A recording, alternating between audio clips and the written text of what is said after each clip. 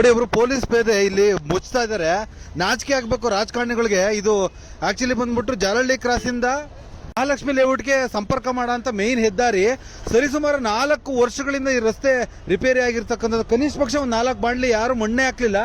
ಇವತ್ತು ನೋಡಿ ಪೊಲೀಸ್ನವರು ಆದ್ಯ ಕರ್ತವ್ಯ ಅಂತ ತಿಳಿದು ಈ ರೀತಿ ಮಾಡಿ ಸುಗಮ ಸಂಚಾರ ವ್ಯವಸ್ಥೆಗೆ ಬಹಳನೇ ಅನುಕೂಲ ಮಾಡಿಕೊಟ್ಟಿದ್ದಾರೆ.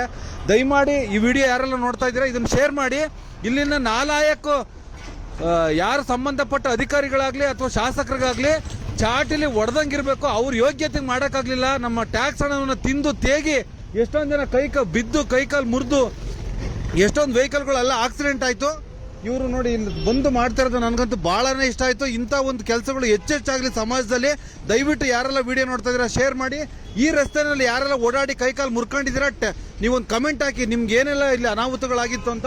ಅಟ್ಲೀಸ್ಟ್ ಒಬ್ಬರಾದ್ರೂ ಬಂದ್ಬಿಟ್ಟು ಒಂದು ಗುಂಡಿ ಮುಚ್ಚ ಅಂತ ಒಂದು ಔದಾರ್ಯತೆ ಮೆರೆದಿದ್ದಾರೆ. ಸರ್ ನಿಮ್ಮ ಹೆಸರು? ವಿಜಯ್ ಕುಮಾರ್. ಎಲ್ಲಿ ಯಾವ ಸ್ಟೇಷನ್ ನಿಮ್ದು? ನಮ್ದು ರಾಜಾಜಿನಗರ. ಯಾಕೆ ಗುಂಡಿ ಮುಚ್ಚಬೇಕು ಅನ್ನಿಸ್ತಾ ನಿಮ್ಗೆ? ನಾವು ಇಲ್ಲಿ ಡ್ಯೂಟಿ ಮಾಡ್ತಾ ಇರ್ತೀವಿ, ತೊಂದರೆ ಆಗ್ತಾರೆ ನೋಡ್ತಿರ್ತೀವಿ. ಸರ್ ಎಷ್ಟು ತೊಂದರೆ ಆಗಿರ್ಬೋದು ಸರ್? ನಮ್ ಕೆಲಸ ಎಷ್ಟಾಗುತ್ತೆ ಅಷ್ಟು ಮಾಡೋದು. ಅಲ್ಲಲ್ಲ ಎಷ್ಟು ಜನಗಳಿಗೆ ತೊಂದರೆ ಆಗಿರ್ಬೋದು? ತೊಂದರೆ ಆಗುತ್ತೆ, ಗುಂಡಿ ಇದ್ರೆ ತೊಂದರೆ ಆಗುತ್ತೆ.